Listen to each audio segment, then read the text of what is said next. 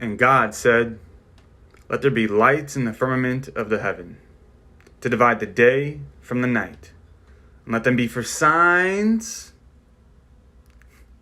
and for seasons, and for days and years." Genesis 1:14. Welcome everybody to my YouTube channel. My name is Isaac Chacon. Welcome to this community. Welcome to this culture. I'm very excited about this. I've been wanting to start my YouTube for quite a while. Didn't feel ready in many ways, but I realized that, you're never going to be ready. You just got to start. You don't have to be great to start. You have to start to be great, right? And today we're going to be going over if there is any validity to astrology in the Bible. And if, in Eastern spirituality in the ancient Near East, if they ever practiced any type of astrology at all, if it related to their daily life, if they recorded events in this way, if they would track the seasons in this way, we're going to look into and dive deep into, yes, deep divers, and dive deep into whether or not there is any validity to astrology and the constellations in the Bible. We just started with Genesis 1:14. I'm going to read it again.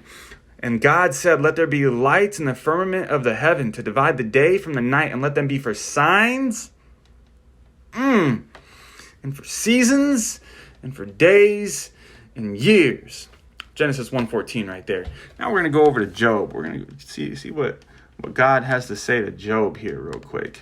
So in Job 38:31 through 32, it says, "Canst thou bind the sweet influences of the Pleiades, or loose the bands of Orion?" The Pleiades, what? Who's that? Orion. Orion's belt up there. "Canst thou bring forth the Mazzaroth in his season? And canst thou guard Arcturus with his sons?" Now, there's many people who are aware of the Arcturians, but there's not many people who are aware what Mazzaroth means. You see, it's so funny in this English Bible. Every word was translated to English in the English Bible, right? Besides the word Mazzaroth. Well, what does Mazzaroth mean in Hebrew? In Hebrew, it means constellations.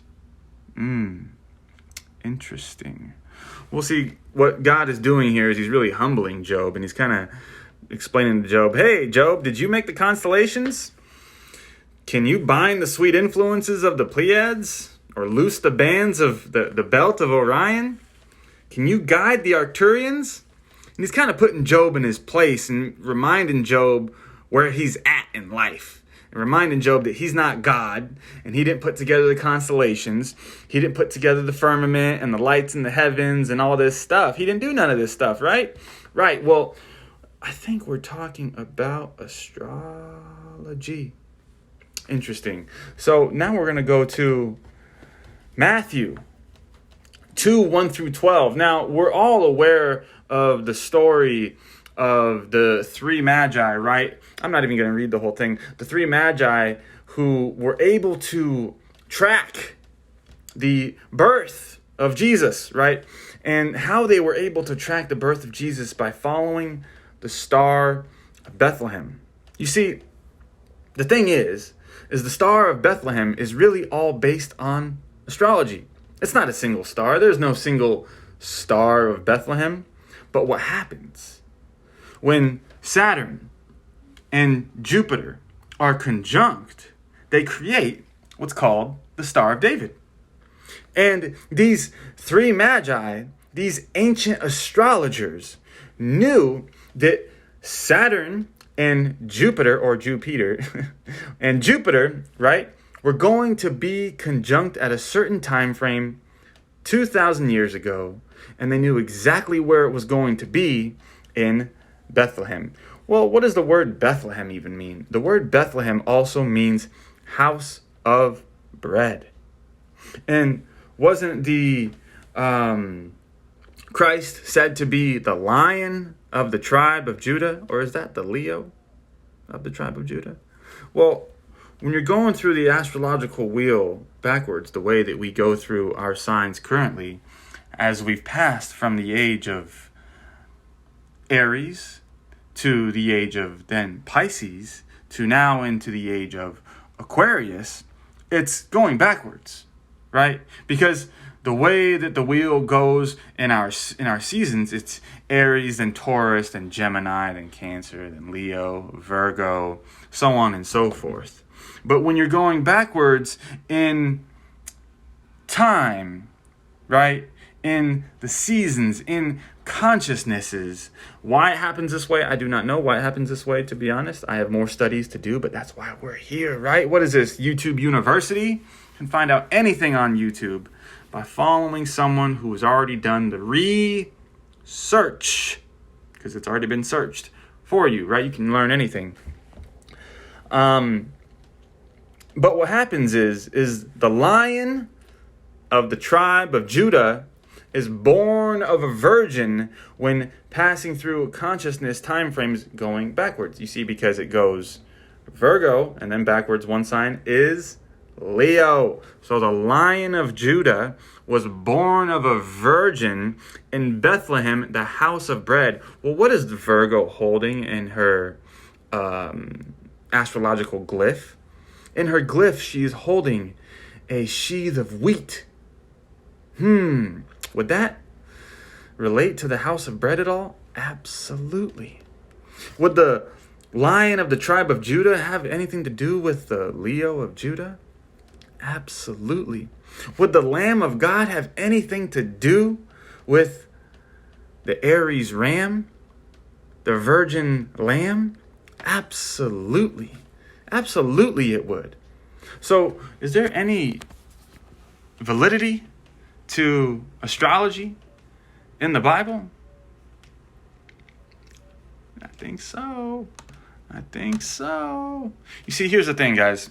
The cross has been all around the world way before Christianity ever did their thing.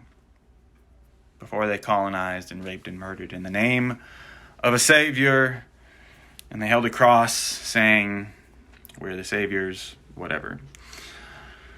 The cross was already all over the place. Here's a quick example of that.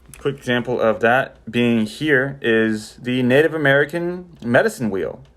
Now, this is mainly a Lakota medicine wheel, right? And this was all around Native Amaru or America, or Amaruka, prior to the colonial time frame. And what it really stood for was the solstices and equinoxes. You see, here's the thing. I'm going to break it down real quick for y'all. Okay, so here, what we got going on right here is spring solstice, okay? Or, no, I'm sorry, my apologies. Spring equinox at the top. We got spring equinox at the top, right? And then we have summer solstice, right? That's why it's all yellow there. And then we have fall equinox, right? And then we have winter solstice. Now, you see, the Christ dies and resurrects on the cross at every single one of these points. At every single one of these points, the Christ dies and resurrects at every single one of these points. But what is the Christ? The Son of God, the light of the world? Absolutely. It's the Son. It's the Son. The Son dies and resurrects at every single one of these points every year. Every solstice, every equinox, cyclically. Year by season, by month, by day. It happens every single time, unrelentlessly. And we didn't make it up. I can't make this stuff up. I didn't make this stuff up. Who made this stuff up? Our Creator, the Great Spirit, God. As many people, there's so many different names that people have come up with for divine consciousness. But divine consciousness is showing us that the cross is really pointing to astrology, not an individual that came here to show us how to live a good, peaceful life and then die for our bad actions or sins. Now, By the way, I do this, right, with peace, because in ancient Chem, this is what they held up for peace. This means division. This means unity. Peace. Peace. Peace, fam. Peace, all right? All of this is meant with love and peace. Shout out to Santos Bonacci for his syncretism teachings.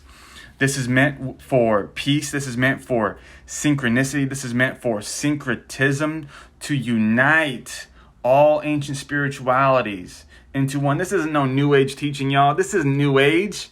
This is New Age. There's nothing New Age new. There's nothing new about anything I'm going through right now. Our ancestors have been teaching this stuff for thousands of years. Thousands and thousands, if not millions of years. Who knows how long humanity has really been here? We know that the Sphinx is about 13,000 years old. Now, we're going to talk real quick about the Sphinx. But we know that the Sphinx, just by water erosion, is about 13,000 years old. So that right there shows us that we as humans are older than the 6,000 years told in the Bible. Now, let's talk about the Sphinx. The Sphinx was made and built in representation for right now.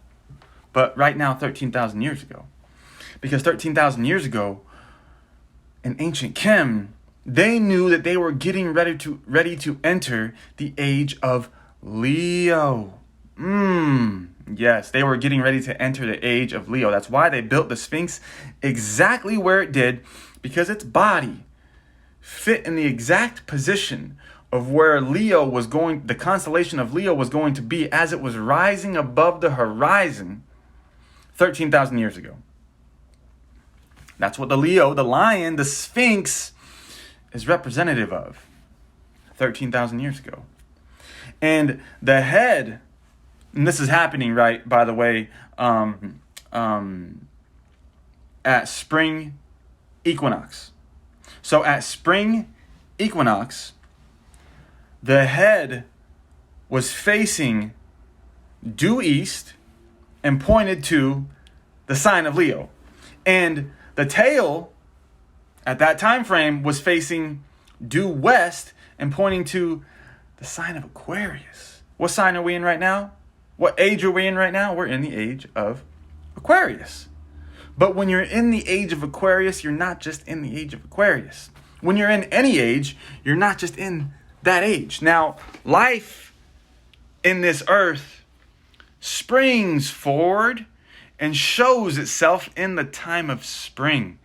So we begin everything in astrology around spring, not just in astrology, in the world at spring. Our years begin in spring. And that's how we represent what season we are in, or what constellation, what age we are in. We go based on spring. Where is the sun at during spring equinox? That's the age that we're in, right? And during this time frame, we were in the age of Leo. Well, right now, during spring equinox, we are in the age of Aquarius, which is why we are now in the age of Aquarius. But that also had to happen. That also had something to do with December 21st, 2020, when the great conjunction Saturn and Jupiter were in the age of Aquarius, were in the sign of Aquarius on that day as well. That's where the great conjunction was. The Star of Bethlehem was created. Now, during the fall equinox, right, or the autumnal equinox, we're in the age of Leo. So Leo and Aquarius always go together, by the way. They always go together. They're never apart. They're never separate. I'm an example of that. I'm a sun sign Leo, but I'm a moon Aquarius, rising Aquarius with my north node in Aquarius as well. So the Aquarian archetype is very much so who I am and who I'm becoming, and very much so a part of me. But I cannot deny anything about my Leo traits as well. You see, Leos and Aquarians very often go together. I have a friend named Shaq who is a Leo rising, but an Aquarius sun sign. And, so the universe has just shown me so many examples. I have a friend named Homer who is a Cancer. And what does he do? He builds homes. Well, in the age of Cancer, we went from outward dwelling people, right? Living on the streets, basically. There were no streets, but living on the streets, essentially, to inward dwelling home dwellers. We started to build homes as humans. We built homes in the age of Cancer. And so on and so forth. The Cancerians are great home builders, home makers. They're great lovers. All they care about is the home. That's really all they care about, Cancerians. And this is very representative for what happened during the age of Cancer. We became home dwellers.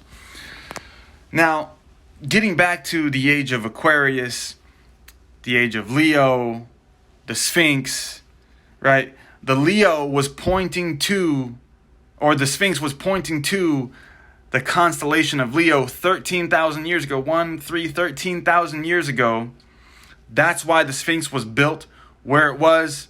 Water erosion. There's so many videos out that can prove this. Look up Graham Hancock. There's another guy's name I'm forgetting right now. But Graham Hancock has proven this with science, with carbon dating, right? Proving how old the Sphinx actually is, going against Egyptology, who's tried to say that it's got to fit the narrative of 5,000, 6,000 years, whatever. Even the Sumerian tablets disprove that junk. Come on, man.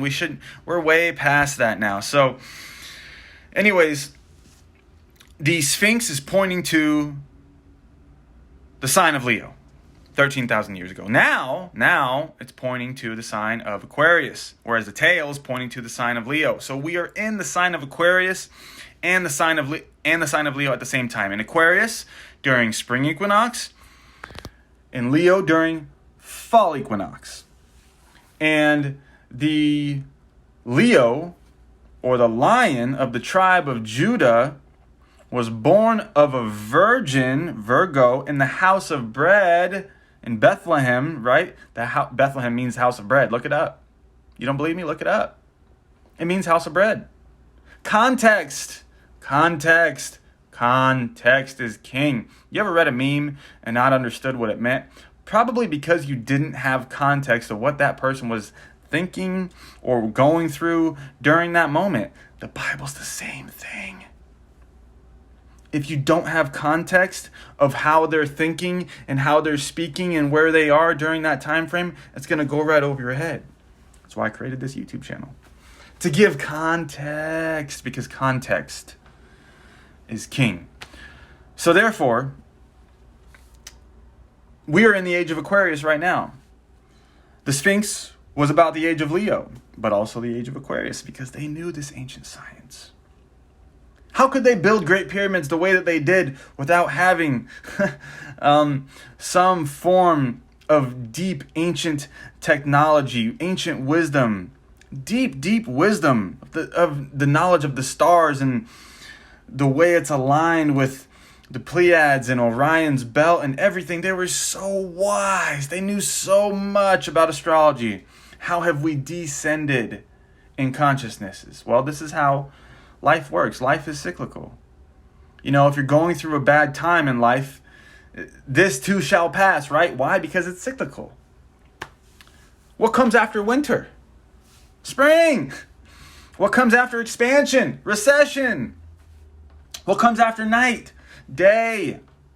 What happens when the sun sets? Set. What happens when the sun sets? We go into night. But what happens in the morning? It rises. Ra shows himself. Again, Ra sings. It's rising. So during sunrise, after sunrise, we have a beautiful day, right? And then we're in the middle of the day and we're in the same time frame as summer. And then the sun is starting to set and we're in the equal season of what fall would be. And then during night, it's the same thing as winter. Guys, everything is cyclical. The medicine wheel. The medicine wheel shows us this. It shows us spring, summer, fall, winter.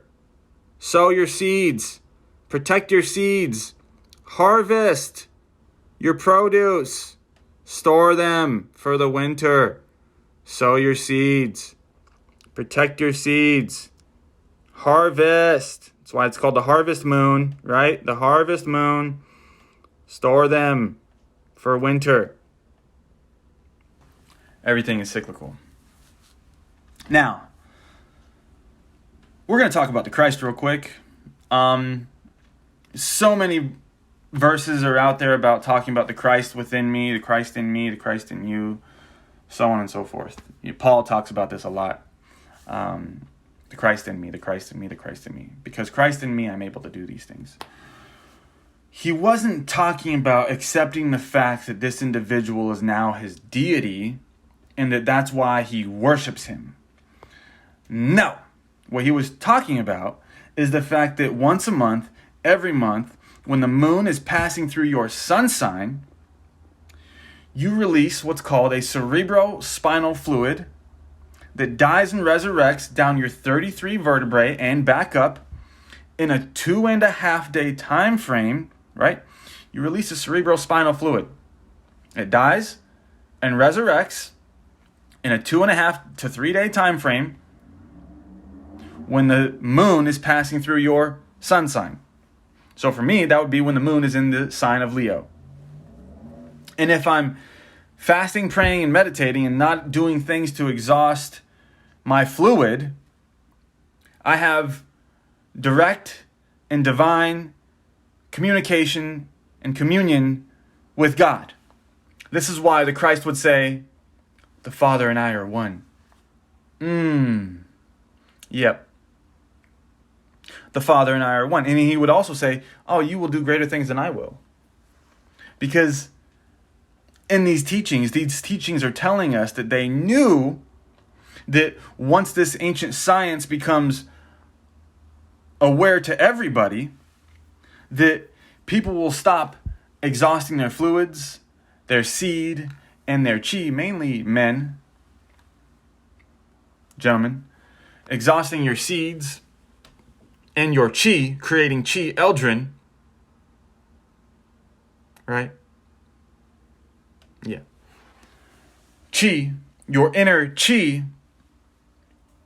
And so by not exhausting this chi and preserving this chi and not living a lustful life, not being a slave to gluttony, not being a slave to lust, just overcoming your carnal desires, right? Carnal, body, meat, carne, meat.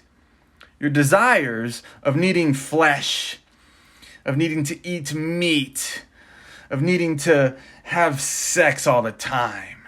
Yes, it's very normal for us to desire sex, but there's something very different between sex for lust and sex for love. There's something very different between random sex and tantric sex. There's something very, very different. I'm not going to go into all that right now. But you can preserve your seed, and instead of having an ejaculation or ejecting, you can have an injaculation. This is a proven science. Look up Montauk Chia. Look up anything that has to do with the word tantric, white tantric, specifically sex. And in these modalities and in these ways, one can preserve their chi and not exhaust their fluids, and can experience what we call Christ consciousness. And this is how you activate the Christ within. This is not a theory. This is an absolute fact. You release a cerebrospinal fluid once a month, every month, when the moon is passing through your sun sign. Don't believe me? Look it up. This is just a YouTube video. Look up the facts. Look up the science. There are thousands of people, so many documents online proving this. For whatever reason, and I've pointed to this all over all my social media, but for whatever reason, people don't like to just click on my links that I post or believe what I'm saying in a comment. They want to see me make a YouTube video about it. So here I am. I'm making a YouTube video about it. Guys, look. Astrology is all over the Bible. The Christ is your cerebral spinal fluid, which is a chrism, right? That you release once a month, every month, when the moon is passing through your sun sign. But if you exhaust that seed, you lose your chrism. You lose your charisma. You lose your normal joy and happiness and an inner energy, inner chi.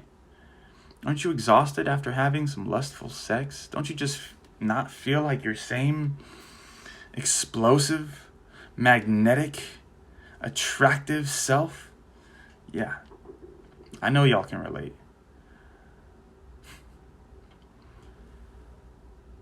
And so in preserving this and understanding this ancient wisdom of astrology, we can start to learn so much about ourselves. We can start to learn so much about our capabilities here, about our belief system, about where we're from, about why we are the way we are. I'll never forget, I'll never forget the day that I finally understood my astrological chart.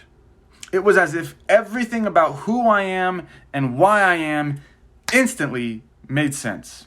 Why? Because I have all these natural mannerisms and habits and ways of thinking that go in exact alignment with a moon sign Aquarius, and in exact alignment with a Mercury Virgo, and in exact alignment with a sun sign Leo. And so all of these things naturally made sense as to why I am the way I am. But had I not found astrology in the Bible first, I never would have been open to the idea of even looking into it. Why? Because in my Christian home that I grew up in, I was told astrology is for the devil. It's evil. No, it's taught by fallen angels. They're evil. They're worshiping Satan.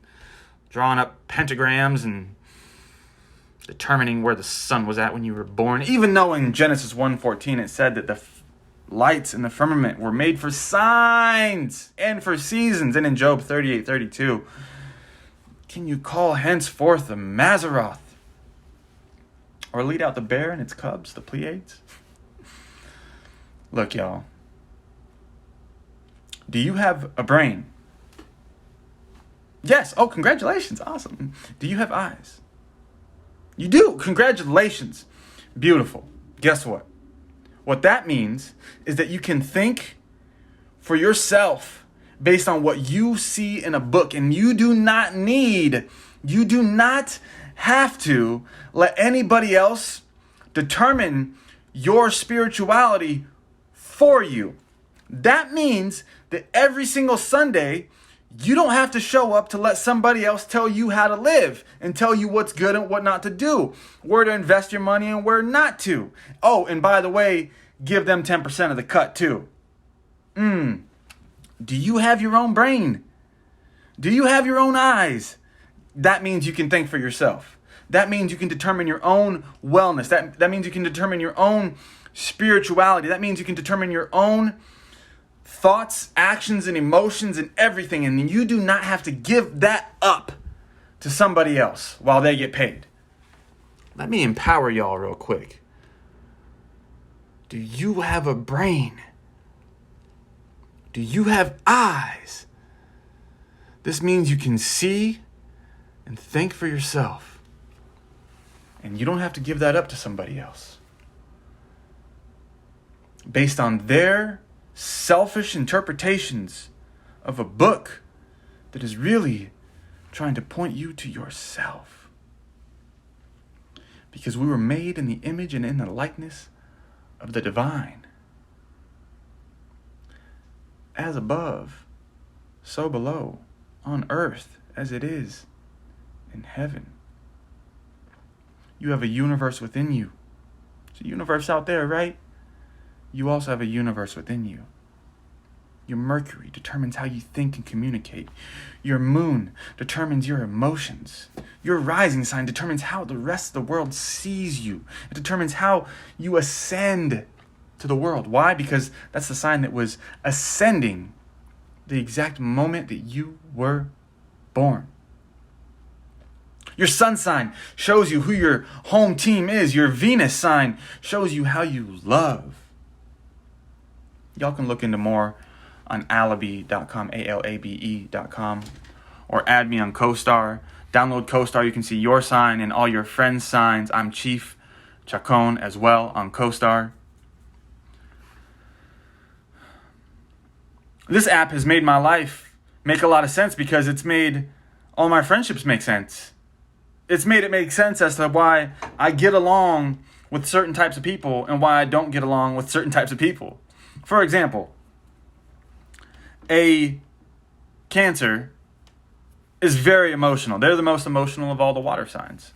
Well, the Cancer is the most emotional. And a Cancer who is not self-realized really plays victim mode a lot. I don't really fudge with that. I don't really vibe with victim mode at all. I believe that there isn't nothing that I haven't been put through that I can't handle, so I should be a victor, not a victim of. And that I am not a product of my elements around me. I'm not a product of the wind blowing on my boat. I'm a product of the sail that I set on my boat, which is my philosophy, which is the way that I see life and my perspective. Well, a very emotional Cancer is like, oh, the wind, the wind, the wind, the wind. See, but here's another thing about a Leo. Here's what I'm aware of as a Leo, is it can come across very easily that we are very egotistical and that everything is all about us. Well, I know that about myself now.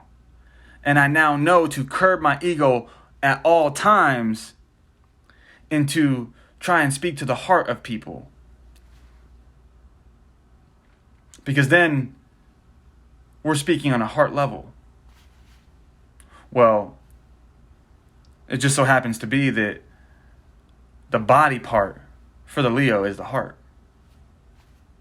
You see, every sign has its own shortcomings and its own strengths. And when we know our own shortcomings and our own strengths, we can play to our strengths and avoid our shortcomings. Astrology is all over the Bible, y'all. This is just a tip. This is just the tip of the iceberg. The Christ is all about the chrism within you, dying and resurrecting once a month, every month in a 2.5 day time frame when the moon is in your sun sign. The Mazzaroth is the constellations. The sun and the moon and the stars were made for signs and for seasons.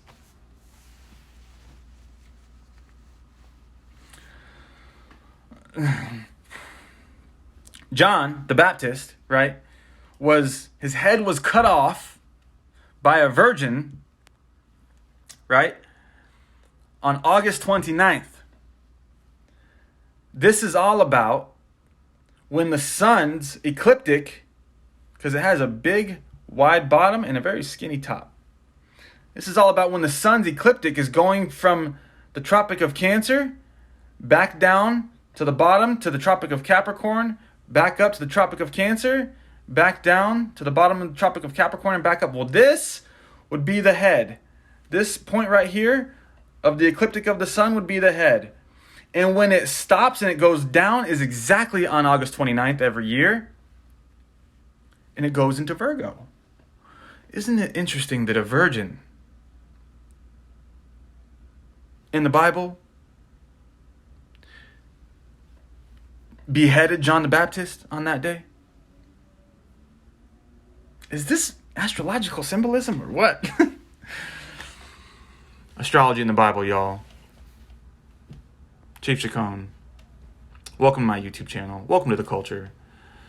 I'm going to be talking about astrology, health modalities, my journey, spirituality, and religion, all in one, all on here.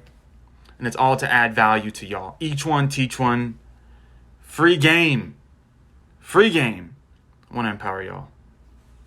Peace.